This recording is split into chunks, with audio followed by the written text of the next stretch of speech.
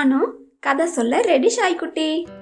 ஒரு ஊர்ல ஒரு அழகான பார்பி இருந்தாளாம். அவ பேரு ரோசியா. அவ ஒரு பெரிய பூந்தோட்டம்னு வச்சிருந்தாளாம். அந்த பூந்தோட்டத்துல நிறைய வண்ண வண்ண பூக்கள், நிறைய வித்தியாசமான பூக்கள்லாம் நிறைய இருக்குமா. அவ நிறைய நேரம் அந்த பூக்களோட தான் இருப்பாளாம். அந்த பூக்களுக்கு தினமும் தண்ணி ஊற்றி அதை பத்திரமா பராமரிச்சுட்டு இருந்தாளாம். அந்த பூக்களும் ரொம்பவே சந்தோஷமா இருந்ததாம்.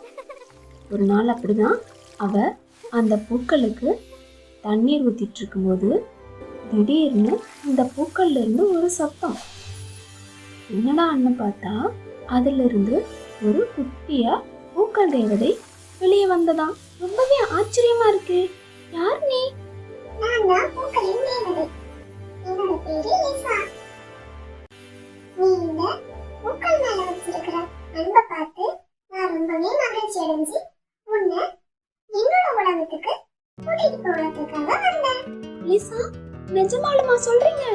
நீங்க என்ன உங்களோட உலகத்துக்கு, அதாவது தேவதைகளோட உலகத்துக்கு கூட்டிட்டு போக போறீங்களா? நிஜமாதான் யோசி சொல்றேன்.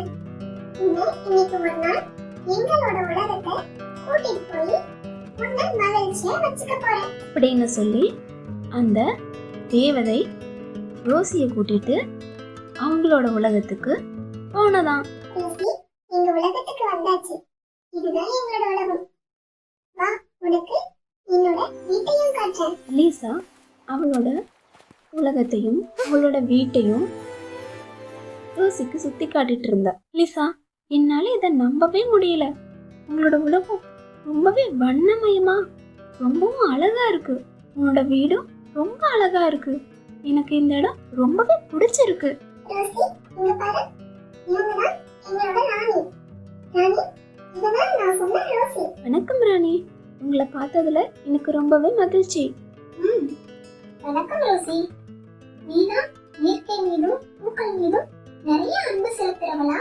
உன்னை பத்தி லிசா நிறையவே சொல்லியிருக்கா. நீ இப்பயும் இது போலவே இருக்கணும்.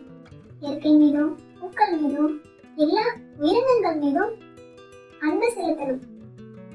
சரியா? கண்டிப்பா ராணி, நான் எப்பவும் இது போலவே இருப்பேன். அதுக்கப்புறம் ரோசியும் லிசாவும் அந்த உலகத்துல ரொம்பவே சந்தோஷமா ஆடி பாடி விளையாடிட்டு இருந்தாங்க.